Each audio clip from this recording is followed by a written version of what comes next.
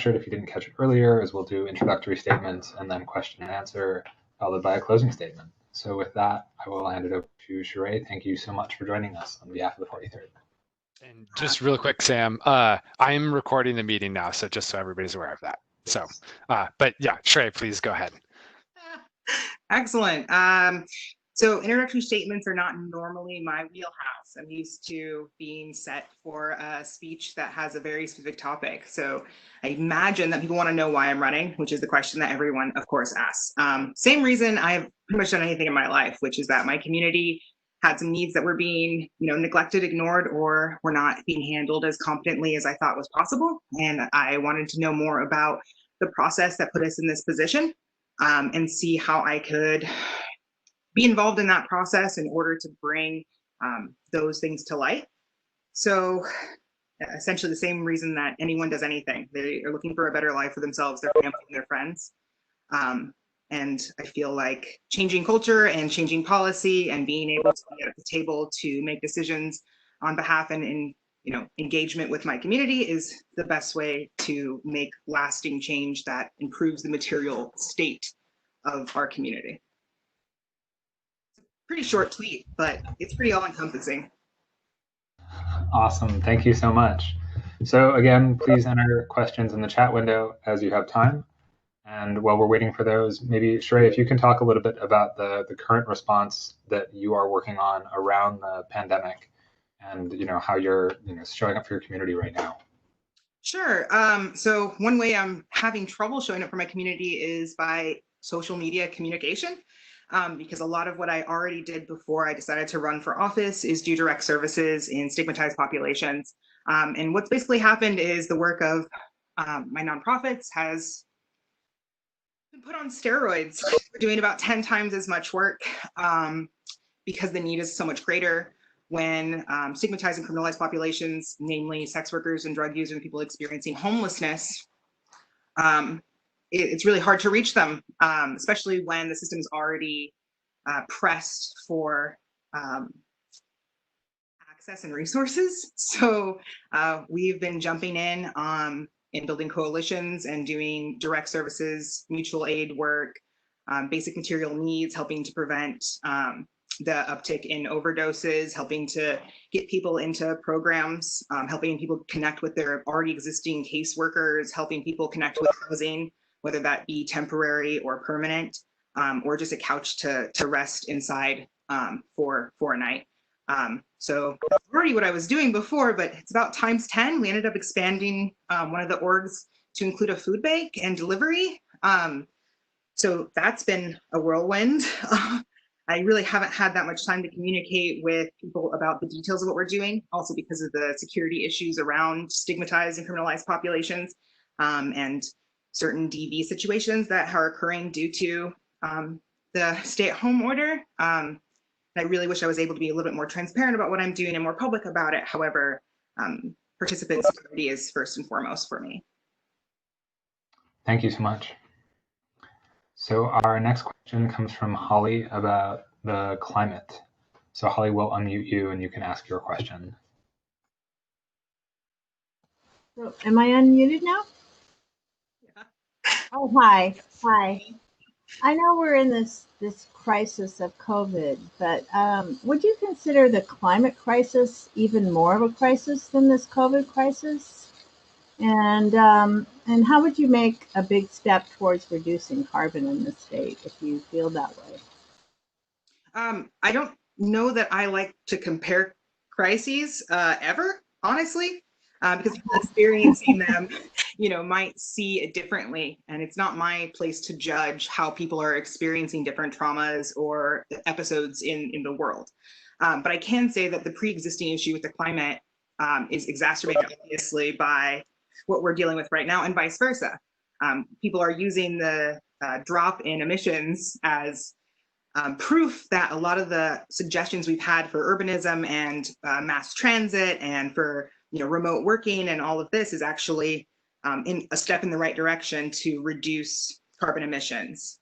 So I heard last that it was 5.5% reduction, and the goal with the Green New Deal was also like the 7.5%. So we're kind of getting closer there. So I feel like because of the situation, we're getting a taste of what could be done if we were more cognizant of how we're approaching the climate crisis as community. So I wouldn't compare the two, but I can say that they are linked, and that economic empowerment is kind of the basis of how we can tackle the climate crisis. But yeah, I don't want to compare the two crises, honestly. Thank you. So again, please post questions in the chat when you have the chance. Sherae, maybe do economic empowerment to approach the climate crisis? Is that what you're saying? I'm sorry. In a way, because I feel like a lot of areas that have a lot of carbon emission or high carbon emission or have a lot of car dependency is kind of dependent on the virtuous cycle being missing from their communities, and having density that it's combined with services, that's combined with accessible transit that's actually affordable, is the key to reducing carbon emissions. So yeah, economic empowerment is kind of the first step to that for most of the rural communities or bigger communities that have disparities in privilege and finances.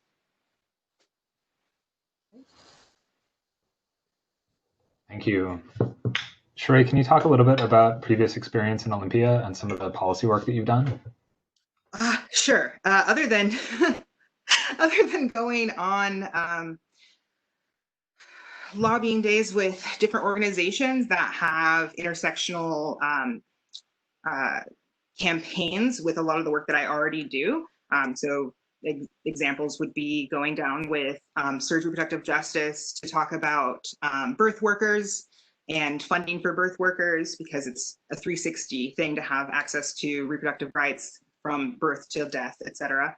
And then going down there, 2 years ago with SOS Reserve Workers in conjunction with Working Washington and Fair Work Center to pass the stripper safety bill, HB 1756, that improved the safety conditions for strip clubs here in Washington State. I also helped on campaigning for 1382, which was partial immunity from prosecution for prostitution in the event of certain types of assault and rape. And being a big proponent of that, I feel like it's a good step in the right direction towards decriminalization. I also gone down there to work on the comprehensive sex ed bill this last fall and winter. I was really in it, doing a lot of political roundtables about how consent first stage, like affirmative consent, in part of the curriculum for comprehensive mandatory sex ed is part of economic and racial justice and empowerment, and how it can help prevent people from being in abusive situations, whether that be in romantic or platonic relationships or in work relationships, and how that can prevent exploitation happening in general. What else did I work on? I probably worked on a few other things too that I am not remembering off the top of my head. Awesome, thank you. I've got a question from my co-moderator, Jordan, here, who asks, what strategies do you think are most promising for getting a more progressive tax system?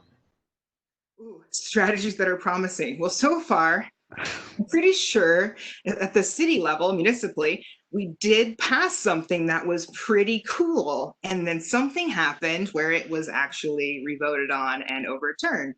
So I'm pretty sure that staying on that course, which has a pretty high approval rating from the constituency, would be pretty cool. So I would back the head tax being passed again, but I feel like the state can do a lot more to do something similarly, because Seattle is not the only problem or only place that there's problems with the regressive tax structure causing actual harm to individuals. It's happening in rural communities as well. So I feel like following the original lead that Seattle had and Shama had, and the city council did the right thing the first time, and trying to expand upon that at the state level would be really great. Thank you. So our next question comes from Tim about transportation. Tim, we'll unmute you and you can ask your question.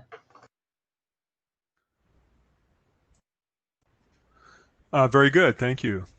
I have a kind of a multi-part question about transportation. First of all, I'm wondering, what are your priorities for transportation investments in the state? And how do you think that we can adequately fund the transportation system? And then I will follow up with the other parts. For sure. My plans will really be to listen to what the individuals in the community want. And from what I'm hearing from being a transit rider and a non-car owner and someone who's never had a license in my life, is that it would be really cool if we had more buses, more places, and they were free. I know it's completely nuts, and they keep telling us that we can't do it, and yet we just did. So I would say when it comes to the money involved in that, it really comes back to how regressive our tax structure already is in this state. And I will just defer back to the question I just answered. The only way for us to move forward is by passing something that actually has some teeth in it for people that have extreme wealth or for businesses that have extreme earnings. And being able to use that across the board for the whole state. Because like I said, Seattle is not the only place, it's just the most glaringly obvious place that needs help with its transportation. Thanks. And then the other part of my question, will you support and also rally your legislative colleagues to support a low carbon fuel standard? And how would you place that low carbon fuel standard relative to other climate policies? I think that if it's something that we have, I mean, obviously data, that's kind of the thing. If there is data that says that it's something that we can do and there's a workable plan that says that we can do it, I don't know why I wouldn't try to rally my colleagues as well as the constituency to get behind it. But first, I'd want to consult people that know more about that. And I can't say that I know that much about it to make a decision right now.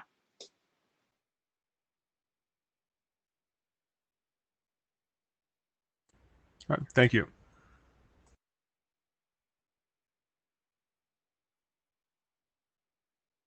Tim, did you have any more that you wanted to follow up with, or you feel like you? That was my follow-up. Thank you. Excellent. All right, so our next question comes from Justin. Taxes again. Justin, we'll unmute you and you can ask your question. Yes, I'd like to know how they feel about constitutional and accompanying RCW changes that would allow us to enact a state income tax and thus additionally lowering B&O and property taxes for a more progressive tax system.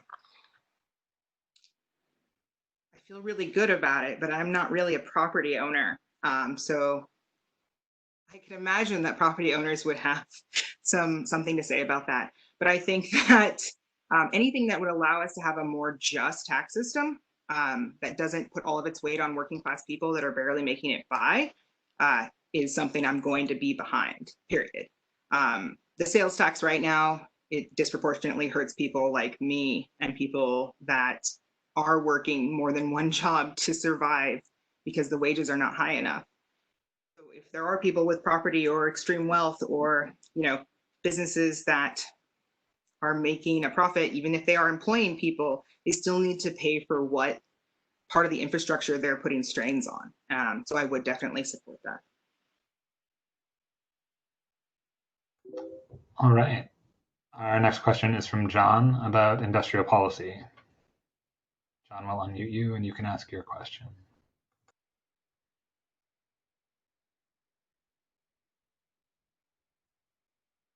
Hey, John, you should be unmuted now.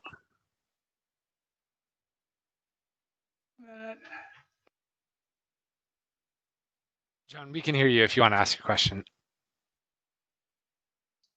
Are you in favor of it? And if you know what it is, tell me what it is. We missed the first part of your question, John. Could you repeat it? Do you know what an industrial policy is, and do you support it? And if you know what it is, then could you please tell me what it is? You know what? I have a pretty strong policy, not to say I know something I don't.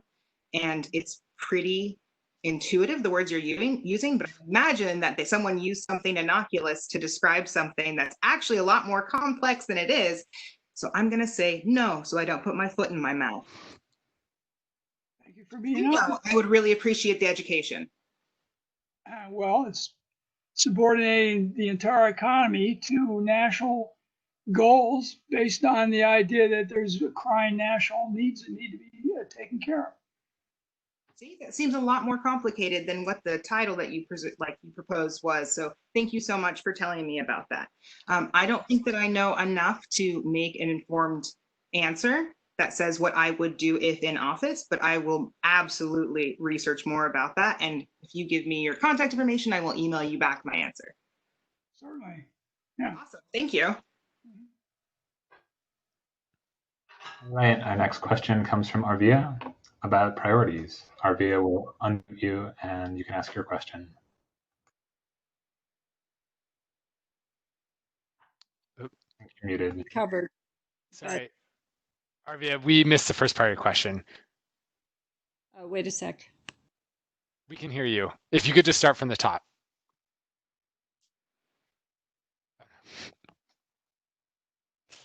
Hey, Arvia, you're now unmuted. So if you could just start from the top, that'd be great. Oh, okay. Hi. I came in just a couple minutes late, so you may have already covered this, but I was wondering if you could top priorities. Absolutely. You didn't miss it. I didn't speak about it. Unfortunately, the few top priorities is going to be hard to dwindle down. I would say creating more progressive tax in the state because it goes into everything else that I care about, which is trying to lessen the burden on people that are just trying to survive. It's this thing where we can, have services, but if there's no way to fund them so that they can reach as many people as possible that need them, then those services aren't really doing their job. So, I mean, taxes kind of come first on a lot of this because survival is gotten to the point where it's sometimes even criminalized. And the more we can do to uplift the community, the less we will have a lot of the criminalized survival methods. Other priorities would be having a way to build up a lot of community services and investment in community organizations that have insular communities that they're serving that don't always get reached by the municipalities or the state or the county on services. Because we are actually a lot more spread out than people think we are, especially when we're in Seattle. And there's a lot better ways to reach people through the communities they already trust and the organizations they already trust. So I feel like empowerment of communities directly from the state level is really important to moving forward. And then I think third, there's got to be a better way to deal with crime than we're currently doing. And I know it's a lot of a municipal issue about what cities have what ordinances and RCWs for, like what counts as a crime. However, the state could really back up cities and invest in them actually studying what's going wrong on a systemic level so that we can reduce something happening that does more harm than good. So the three priorities would be the progressive taxes that are required in order for us to do all of these other things that I would love to do, and then investing what we do have into community organizations that are serving insular communities, and then three, figuring out a way to have a more just legal system, honestly. Thanks. Can I ask you a follow-up question?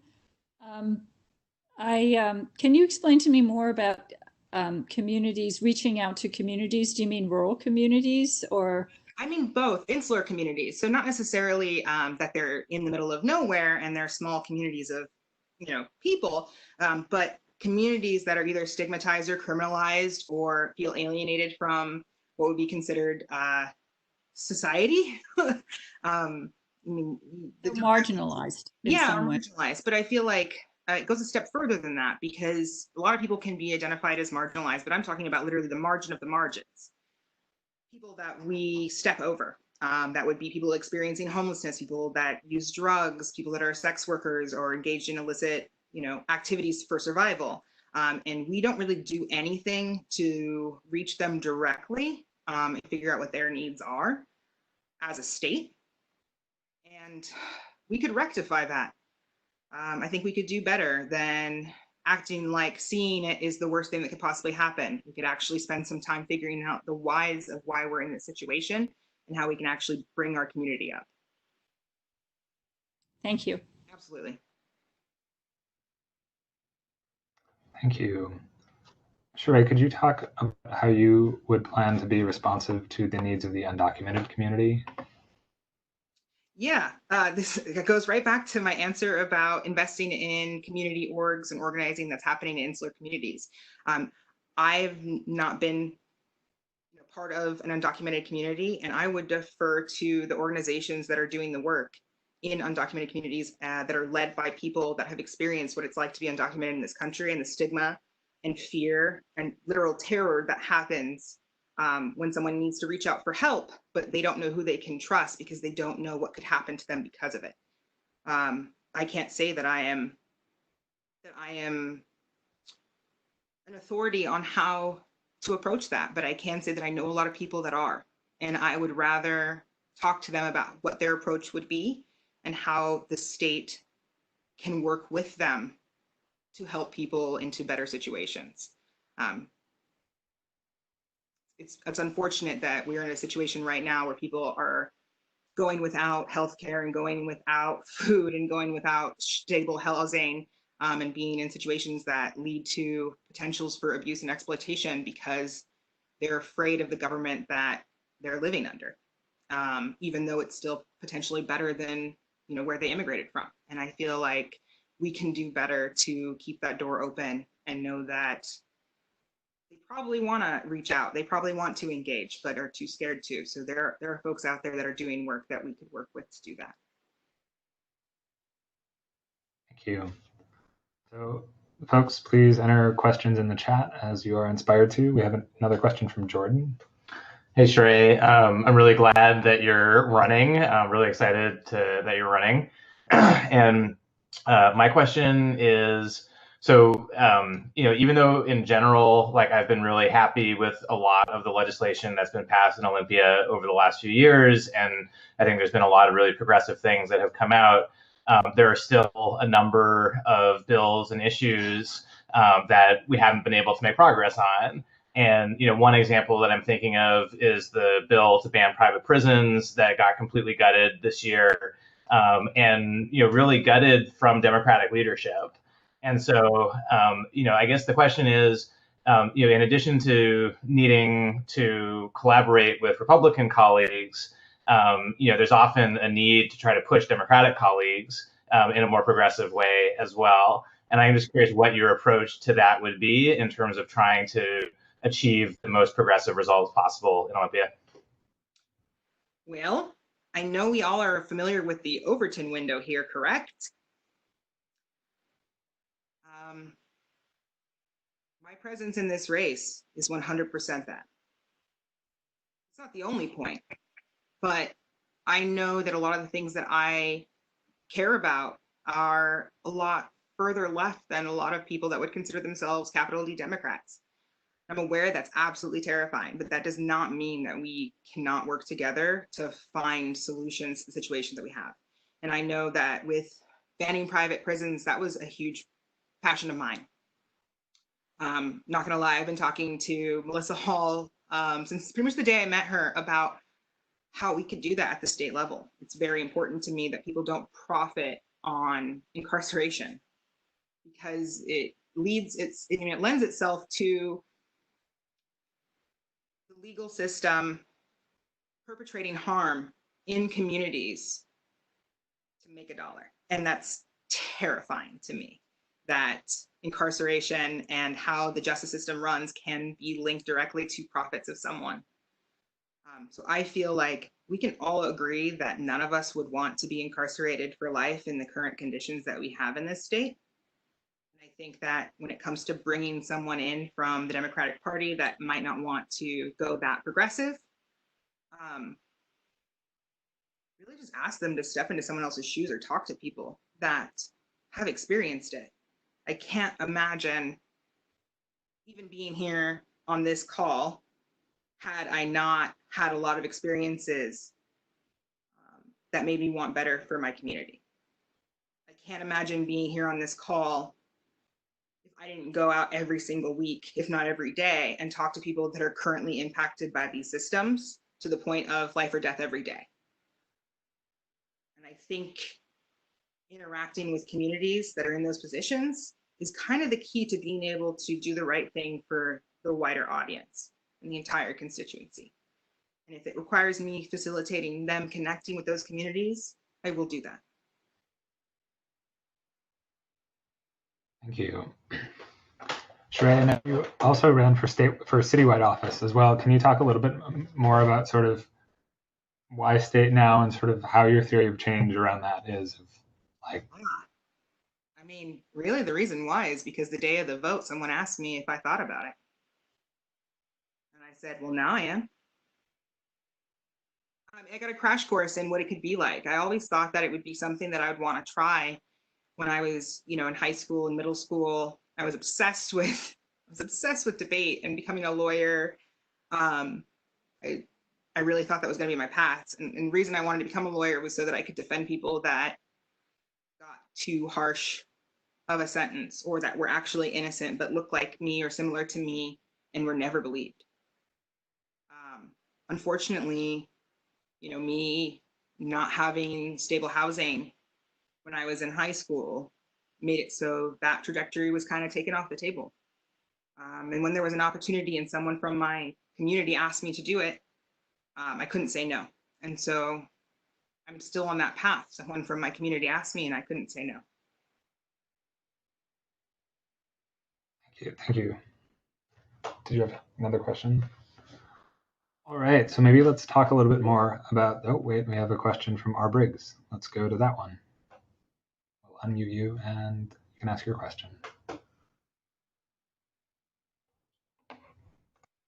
Hi, I was just going to ask about how you feel about the state's response to the pandemic and what you think has worked out and what has maybe not worked out so well, and what you think the legislature should be doing about it. Ooh, that's a great question. I have many thoughts on that, unfortunately. So I found out, I think in February, that my orgs had actually been responding to COVID since at least late December, beginning of January, and we weren't sure what it was. And so we started preparing when supplies started running out or not being available to us to buy, like hand sanitizer, at the end of February and beginning of March. And we prepared by looking up what could be done here based on what was happening in other countries. And we got ahead of it and educated our community that we reach out to. But we actually thought the stay-at-home order would happen a little sooner. And it was scary to watch people that I know fall ill when it could have been prevented because they weren't taking it as seriously as they could have had they been informed by our government. So all I would ask is more information sooner. I know that Inslee's done really well at metering his response and what information is let out so that there is not that much panic going on about it, but to still stay stern and really honest about how serious the situation is.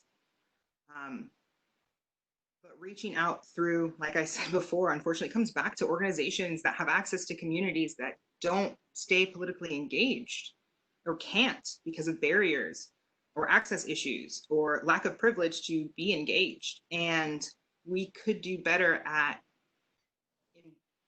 empowering community organizations to educate their demographics and give them the resources to do that without exploiting them a lot sooner and a lot better. And I think that this has shown us that we need to be investing in community organizations because our response was more rapid and more holistic than what the state could ever hope to accomplish by itself.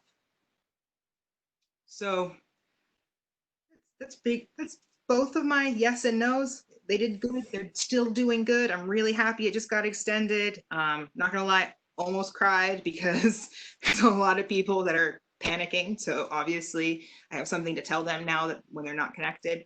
But more information sooner and resources put into organizations that can access communities that don't have access. I don't know if that answered the question fully or if I just went off topic, but I hope it was right. Thanks. Oh, absolutely, anytime during business hours. All right, so still looking for more questions in the chat. And while we're doing that, Sherae, can you talk maybe a little bit more about climate response and how to navigate environmental racism in that response?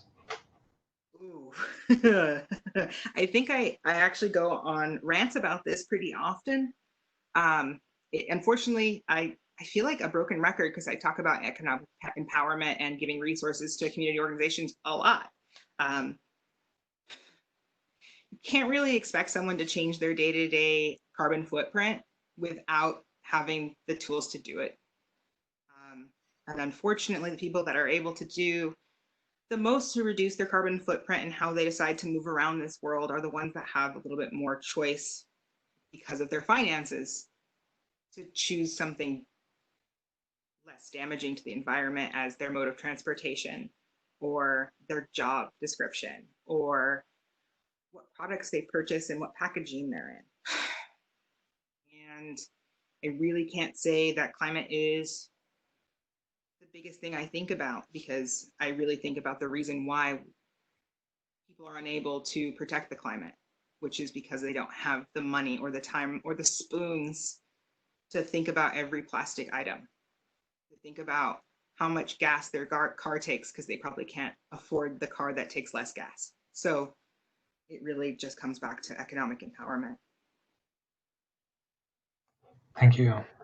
Our next question is from Justin, universal healthcare. Sherae, I think right now what we're seeing is all the people who a year ago used to think that losing their employer-connected insurance was the last thing they wanted to do. Now that millions of people are losing that or having COBRA payments they can't afford, this is more important than ever. Would you support the whole Washington Health Care Act, known last session as Senate Bill 5222, to enact universal health care in Washington state?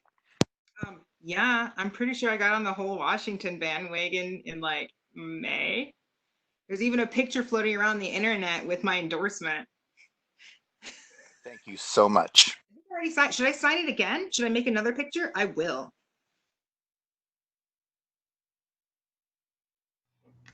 Excellent. All right, and we have a follow-up question from Jordan. Yeah, it's a follow-up question to Sam's earlier question. Just moving from environmental racism, looking a little bit more broadly, what more do you think the state needs to do in terms of assessing racial equity in terms of all legislation and making sure that an equity lens is being brought to all legislation being passed in Olympia? This is good. Well, I don't know if it's obvious by looking at me. This ring light is very powerful, but I'm definitely not white. And I know there's a brand new, Black caucus in the legislature right now, and I would be so happy to be there with Rip Morgan as soon as possible. And bring more in. Like, I'm really hoping that other people are running across the state. I really haven't had as much time as I would like to examine all the other races, but I'm really hoping that because we have a couple of weeks left before filing week, that I can encourage some people into spending the $600 because there needs to be more people that are impacted by racism at the institutional level at the table when we do legislation. I can't say that I'm 100% an authority on everyone's experience because I am very light-skinned and I have a lot of other privileges that let me avoid some of those situations, but I can't escape the government that we are under or the institutions that were built. But I can say that how we're going to use the lens is I won't really sign anything that hasn't gone through the ringer of people that are experiencing the impacts of legislation. Like, that's not happening. I don't even sign a contract without passing it by everyone in my organization and the lawyers, and then back to everyone in the organization that's actually impacted by the contract I'm signing. I don't think that I would do anything in governance as a legislator any different than how I live my everyday life. I wish I could say I would do something different, but I won't. I'll be the exact same person. Thank you. And maybe you could talk a little bit about housing security and what kind of rent control or other solutions you might pursue at the statewide level. Well, first we would have to make it so rent control isn't illegal. That would be a first step for me. I know as someone who has experienced housing insecurity and is currently experiencing housing insecurity because I don't know if anyone noticed, but no one's really making any money unless they already have a pretty privileged position. So I definitely didn't pay rent today. I would be also addressing why housing is so expensive. And honestly, it's because of the commodification of property and what that's done to the access to property that's affordable. And if we could maybe expand upon and improve MHA and put it at a state level, that would be a pretty good start. But first, making it so it's not illegal for rent control to exist in the first place. And then maybe some more investments into organizations that do rental assistance. That would be a pretty good start, but obviously progressive taxes have to come first. Great, thank you. And folks, feel free to post more questions in the chat.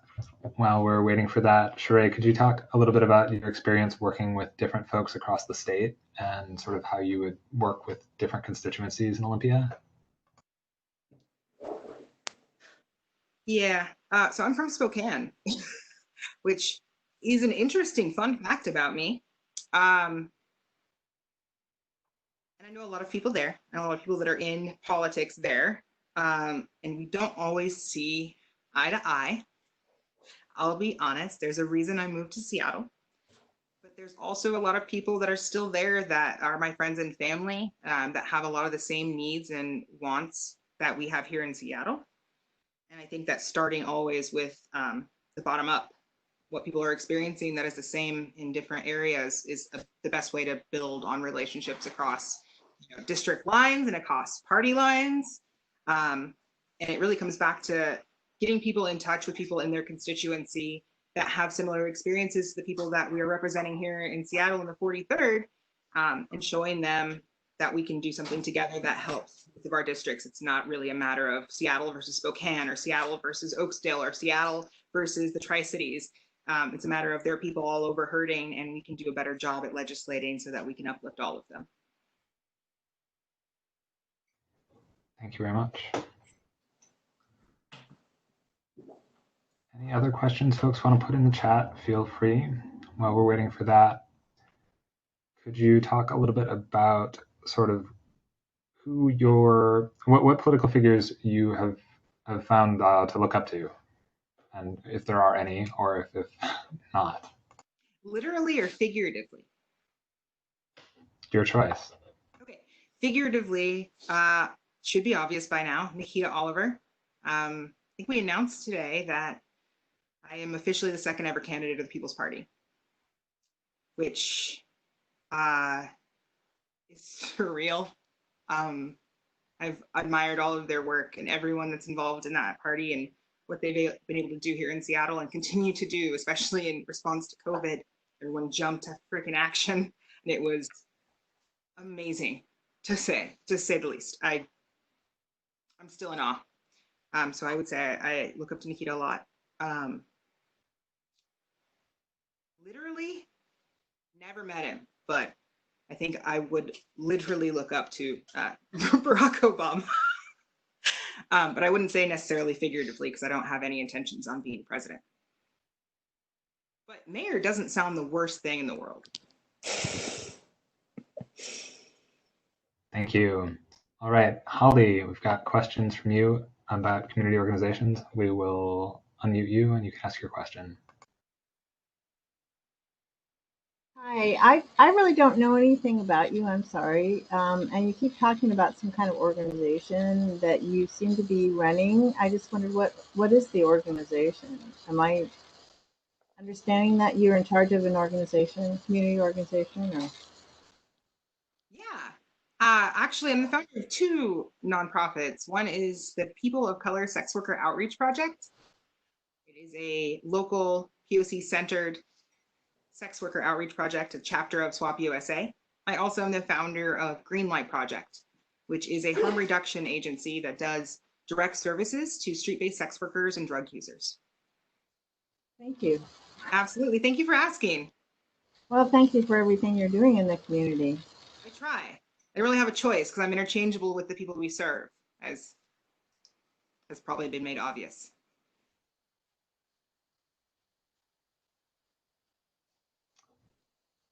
All right. Arvia, do you want to ask your question about greenhouse gases? Washington State, about 45% come from road vehicles. And in my mind, the climate crisis is just going to be worse than the COVID crisis in terms of how it's going to damage our communities and in a short time. So so I'm just wondering in the next 5 years or so, how can we convince people who are more car dependent in the suburbs to address their greenhouse gases, because they need their cars to get to work and go to school and do all those things. So and the suburbs are, it's very different than the city. It's harder to reach everybody by transit. Absolutely, and I agree, and I think this is something I think about a lot because I am from the more rural part of the state. Though I was born and raised in Spokane, I also have family and live in Oakstille, Washington, which is a farming community in the Palouse in Whitman County of under 400 people. And if you weren't able to drive to Spokane for work, you better learn how to be a farmer. So the best way to make sure people are not car dependent and having to trek hours away for reasonable income is to give them money. That's it. I mean, if you want people to be able to stop driving long distances for work and for school, they have to have, municipal broadband or state broadband to access those same services and other work options online from their communities, which I can tell you right now, the internet access in Oakstale is horrific. They've oversold the bandwidth. If you want to be able to work online, even if you have a degree in online, like how to do an entrepreneurial upstart in the middle of nowhere, if you don't have the ability to drive into the city, you don't have good enough internet even to make your business work in the middle of nowhere. So the only way for us to make it easier for people to not be car dependent is to make it so we build up their infrastructure and their access to services and public utilities by making internet one of the public utilities, one, and two, by giving them money in rural communities to stay where they are and build work and educational institutions in their own communities or access them remotely over the internet. There's not another way to do that. All right, thank you. Our next question is from Tim about zoning and neighborhoods. Yes, thanks. I was wondering, how would you promote more compact, walkable neighborhoods that are still affordable to many different levels of income? And also, should the state mandate that single-family zoning be eliminated, or at least, reduced in the amount of area within a town or city that it could be applied? Yes. So first is the single-family zoning question. Single-family zoning really only hurts people that don't have large families and a lot of income to buy a lot or rent a large house that's single-family zoned. So I think reducing, I think that if we banned it outright and it just happened kind of overnight, there would be a lot of predatory development, I imagine. So I think that it should be done in stages in the communities that need it the most and that already have, access to ideas for like community land trusts. Also investing in community land trusts so that when we do the zoning, single family zoning revoking or, getting rid of it or banning it, communities can protect their communities and keep them intact and invest in building up the utilities or housing or services that they need in their communities so that they don't have to spread out. I also think that what we could do is have more walking only roads would be pretty rad right now. If we're able to do density, we also have to have space for people to go. So, 10-story apartment buildings are awesome, but only if you have something nearby that you can spread out in and enjoy. So I think those are the two things that I would really want to promote to encourage us to get rid of single family zoning and to promote, more dense urbanism being built up in the cities. Thank you. And we're getting some feedback on the audio, but it's only happening for some people. So hopefully that'll be cleaned up on the recording. We're gonna make do. This is we're gonna roll with it. So I'll be honest. I think there's 2 cell phones on me right now recording this as well. If you'd like a copy. I wouldn't say no. Okay, great. Sam, Amy has a question. Great. Amy, over to you. Thank you so much for giving us your time tonight. I wanted to say that as somebody who's experienced housing insecurity, came out of the foster care system, I'm thrilled to see somebody in the race who has had these lived experiences and can bring that lens to creating policy from that place of understanding.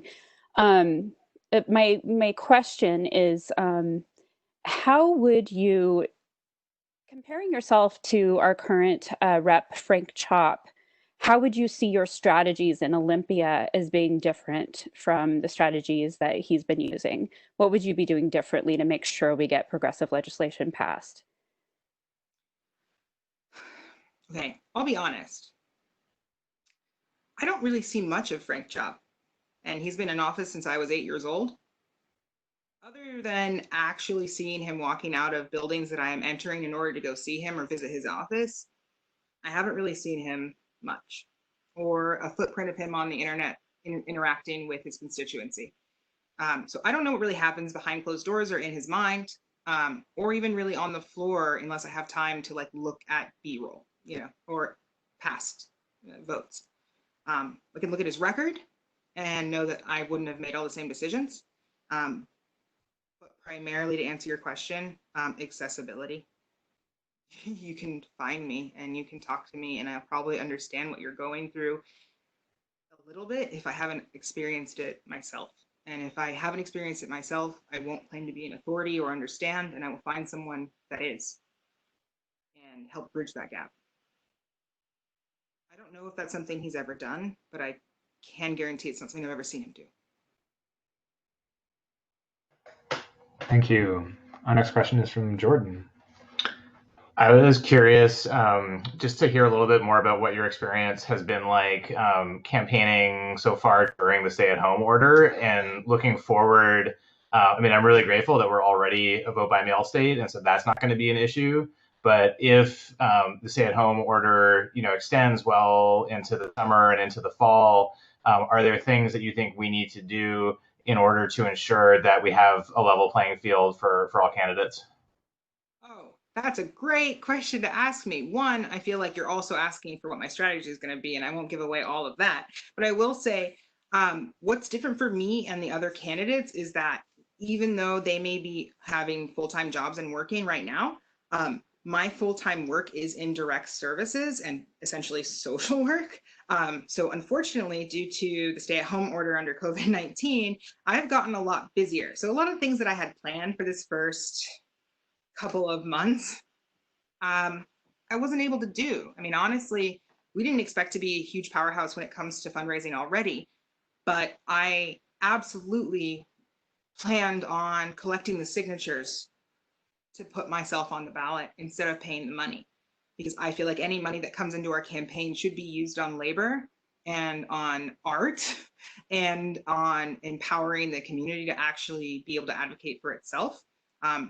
So we have a pretty diverse team ready to go on a campaign, but we don't have the money because I wasn't able to be there to fundraise. But I also really wanted to collect signatures instead of spending the $511, $600 essentially on filing. And I feel pretty uncomfortable that I will have to spend that instead of going door to door and introducing myself to the constituents. Because I'm going, tent to tent instead, and just making sure people have everything they need to stay safe and stay in their current homes. So that really needs to be addressed. Most people that run for office are independently wealthy or well off enough that they can fund their own campaigns, and I'm really not going to be in that position now or anytime in my. So it really hurts to know that what is looked at as the most important months of a campaign for fundraising, and what your benchmark is for how viable you are. Before someone writes you off, you have to hit X number of dollars in the bank.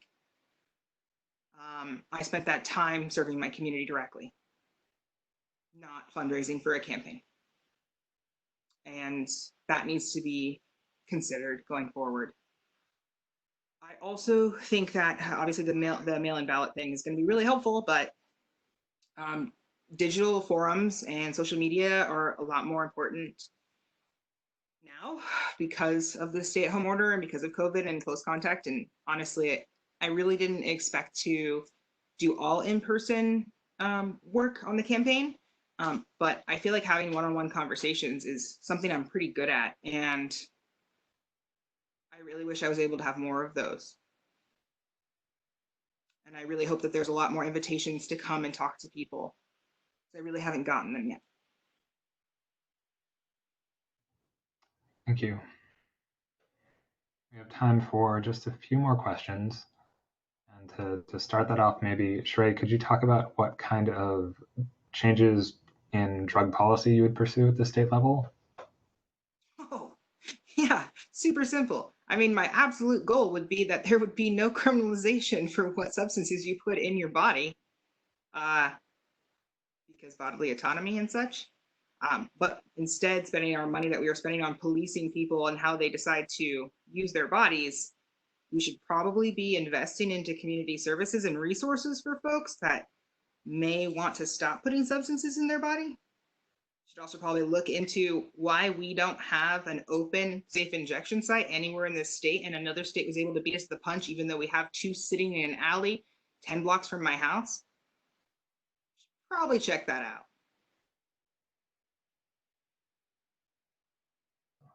Great. And Jordan has a follow-up question to that. Absolutely. So I read just a few days ago that the ACLU is trying to get a ballot initiative for decriminalization of all drugs.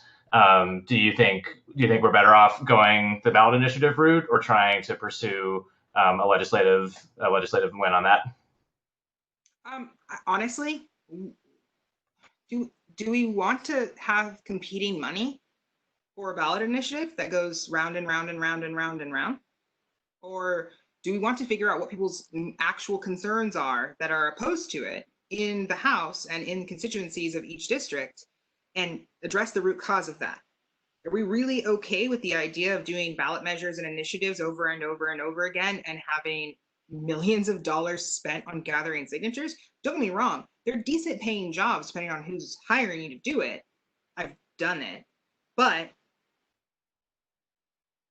why aren't legislators taking up the mantle and actually fighting for what their constituents are begging for and putting their money before? I don't understand why reps aren't already acting on this when there are individuals putting money behind starting campaigns individually. Thank you. Our last question comes from Arvia about mental health. Just wondering what you see as the biggest gaps in our mental health system in Washington State. So I was really happy to find out that we had expanded our behavioral health requirement for clinics or providers that provide services to people that have Apple Healthcare. Honestly, one of the reasons I know this is because I was on Apple Health in 2017 or 2018 and had some really unfortunate things happen that made it so I needed to contact someone for therapeutic services. And the clinic that I was going to was like, oh, we actually don't have anyone doing behavioral health at all. We're going to refer you somewhere else that's a community organization, nonprofit, that doesn't have any state funding, but can also accept, Medicaid or Medicare. And it was an extreme struggle. And so I started looking into what my recourse was for having, continuity of care in, a place that I had finally built trust with providers for the first time in probably my life. And I found a law that was being passed to expand the system so that if you're accepting AppleCare, that you have to have behavioral health services on site.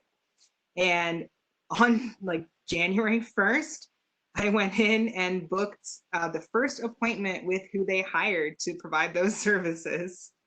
So the whole point of that story is to say that pretty much anywhere that's providing medical services should be providing behavioral health services. It's not one or the other, they're inextricably linked. And it should be universally mandatory if you consider yourself a clinic or a healthcare provider to also have behavioral health services, either on the premises or in working in concert with you. The other things I would say is obviously, in just like any other institution or system in our country, racial disparities. If it's not something you know already, Black femmes, for the most part, are the least believed when it comes to what they're experiencing medically or mentally, physically. And there needs to be more advocates available to individuals who are seeking healthcare or behavioral healthcare.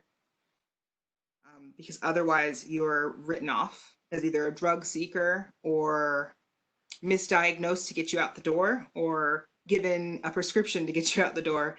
And that really needs to stop because it can cause more harm than good. Thank you very much. All right, so that is it for the Q&A. And so, Sherae, if you want to just make a brief closing statement and also talk about sort of how people can get involved, get in touch with your campaign.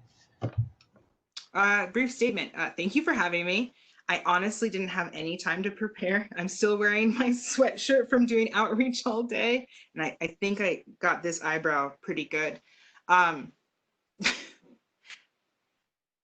This is my first like official candidate-esque event. I was terrified. You made it.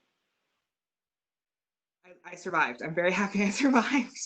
But also, we need as much help as we can get financially or volunteers, or just spreading the word that I'm doing this, because I know I've been really quiet because I've been so busy responding to the emergent needs of my community. But what I can say is if I do make it past the primary, make it past the general and into a seat, hopefully there will be some money in my office to pay someone to be on social media for me while I'm doing the work.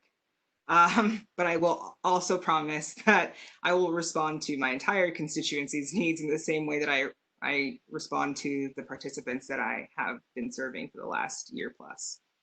I mean, that's positive, not a negative. I know it seems like I'm not reachable, but you can always DM me if you have a question.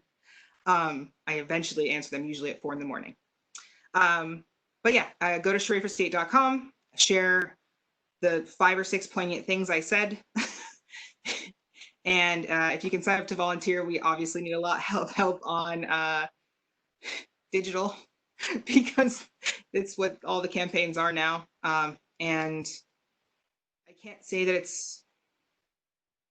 I feel like it's ethically sound for me to ask people to donate money when they don't have any. But if you do, or you know someone that does, and it's definitely not going to hurt them, have them donate to a community group that's doing work. And only after that, if you got $20 to spare, I could really use it. And I'm pretty sure that if you want to be my staff would be really grateful to actually have their positions. All right, thank you so much for your time and for joining us and for all the work that you're doing. We really appreciate it. Thank you. Sorry I'm so long-winded, but thank you. Every word counts. So with that, we'll wrap this up. And somebody was asking about the video. We'll make that recording available for everyone. So thank you to everybody that joined us, and hope everybody has a good night and a good weekend and stays healthy out there. Oh, also, happy May Day! Yes. Yeah, happy May Day, everybody. Thanks for joining us, Sherae, and thanks for the folks who came to all 3 of these this week. It's been great. So yeah, looking forward to hearing more from you in the future, Sherae. Awesome. Thank you so much. Yeah. Bye, everybody.